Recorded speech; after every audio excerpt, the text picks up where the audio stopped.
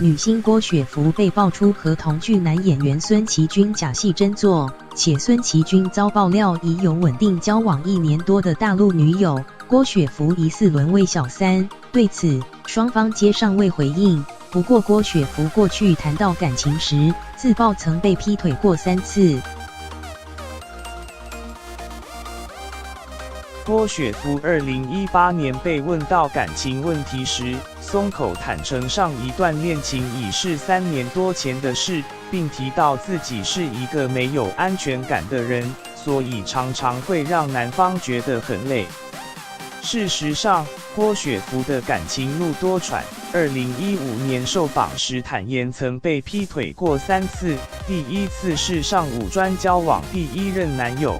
他提到当时自己难过的要死，痛得要死。我觉得你怎么可以欺骗我跟学姐出去玩，还告诉我只是跟普通朋友出去。不过他也毫不留恋，直接提分手。